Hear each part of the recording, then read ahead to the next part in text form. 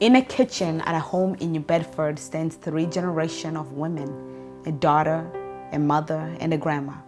But that is not all that they are. These 3 women are the founders of Pinono #1 Hit the Spot, a food truck featuring authentic Puerto Rican foods. Today, I'm gonna be preparing a couple of dishes that we want to offer in our business. Grandmother's recipes, just as how she used to make them back at home, that is what Angelina is offering. Featuring foods such as sweet fried plantain rings stuffed with seasoned hamburger meat, a stuffed potato ball, and some. Alcapurrias, like I said, it's made out of green banana. We blend the green banana in a special machine to process and mix it nice and thin. And it comes out like this. We also season our dough. It's a dough once the banana is all blended in. And then we make the alcapurrias. Almost the same way as we did the potatoes. We grab a little bit of it.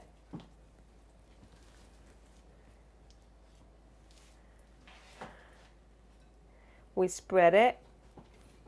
And then we... Para mí.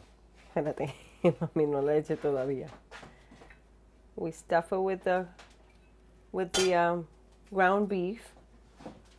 Oops, I'm gonna grab it. Yeah. Para que tenga carne de punta a punta. We cover it nice and neat so the meat won't come out. Once it's shaped like that, we toss it in the oil and we wait for it to cook. Buen provecho. Bon appetit. Nothing like grandma's recipe.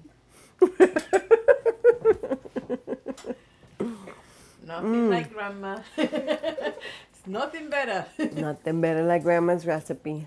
There is one more person missing in this picture. The dream to run a food truck used to carry one more dreamer, Gabriel, Angelina's son.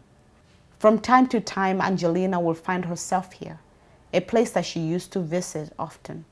Well, he was a very, very, very good pitcher.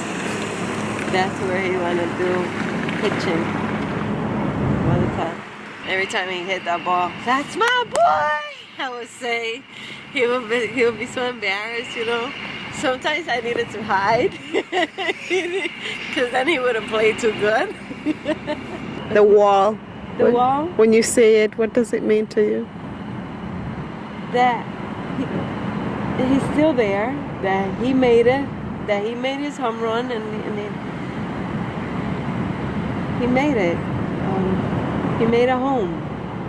He said he was going to build me a home when he got to the major leagues, and then I couldn't understand. And when he passed away, I understood. You know, he's not building me a home here. He's building me a home up there. And it keeps me going until I meet him again.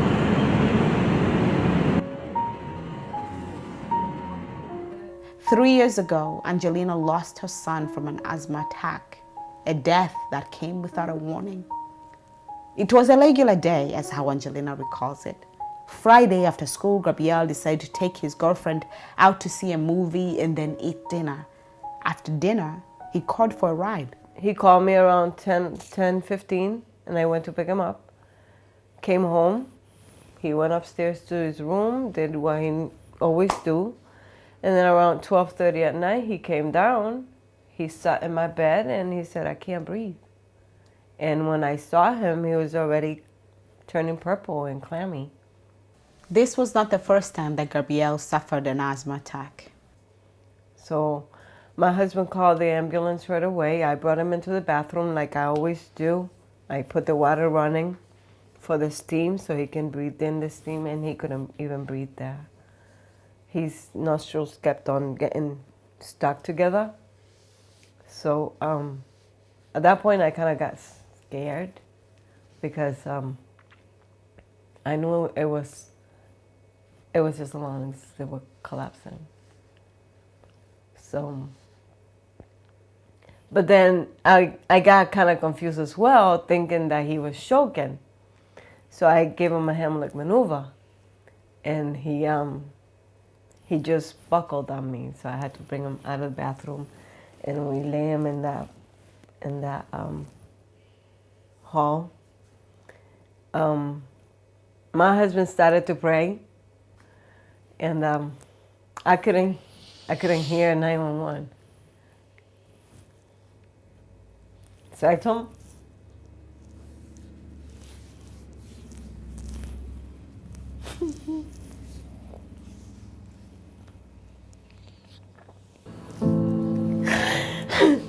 so I told my husband, shut up, I can't hear 911.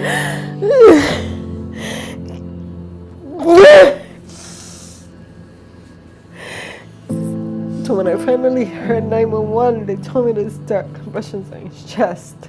So I did. And I did, and I kept on telling Gabby, Mommy's here. I'm here. Don't you go on me. Mommy's helping you. I'm here. Don't be scared.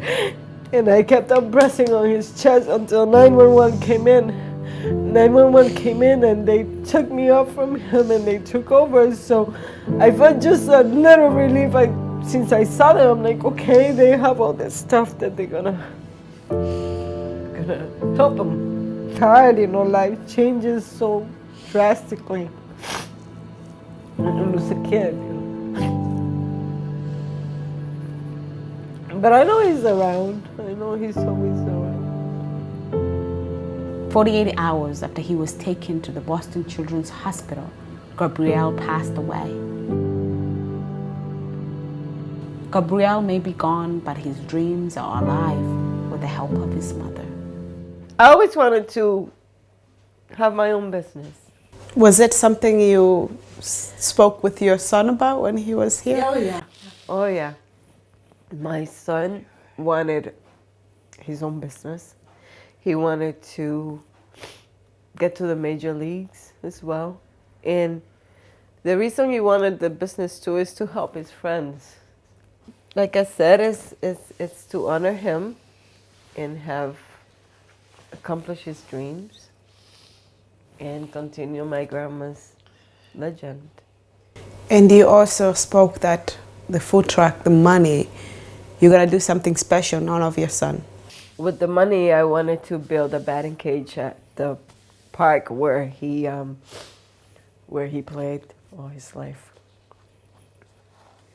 and for the kids to enjoy it, in his honor, and for the kids that go there to be able to practice and get to the major leagues. That's what my son wanted to do. He wanted to get to the major leagues too. What was his favorite food from the recipes of your grandmother? All of them. All of them. Oh, Gabi was a gobbler. Gabi ate everything. You mentioned that when you were younger, your grandmother made you peel the potatoes, to cook, peel the plantains and so forth. These are the foods that your mother grew up on. When you were younger, you ate everything she cooked at home, right? Yeah. And then you have your children, then your children eat everything your mom cooked. It's a chain. It is. And what makes me so happy is that you didn't just leave everything in Puerto Rico. You came here not only with your dreams, but you came here with this culture. Yeah. You brought home here. Yeah. And that's what I want to do with the truck, there's, like I said, there's a lot of Spanish restaurants around, but they don't offer the typical food. When you travel to Puerto Rico, you want to try the pionono, you want to try the capurria, you want to try the bacalaitos, which is something made out of the flour that we do the piononos with, and we put codfish in it. And then we fry it and it grows so big.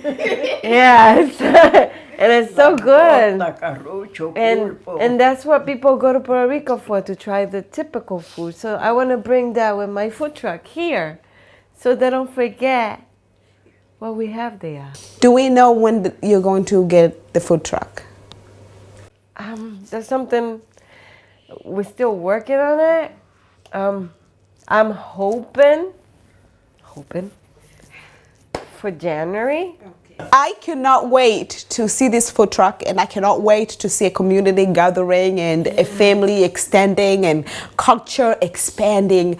I cannot wait, and I can only see good coming from this, because it's coming from your heart. Yes, it is. It's coming from the right place, so there is no reason for why it cannot transform into a beautiful thing that it is. Yeah. And I believe that your son is with you, and I think he is very proud of you. And you are such a strong woman. You are so strong. Thank you. To be sitting here and to continue. You are so strong. He helps me though. Yeah. He does.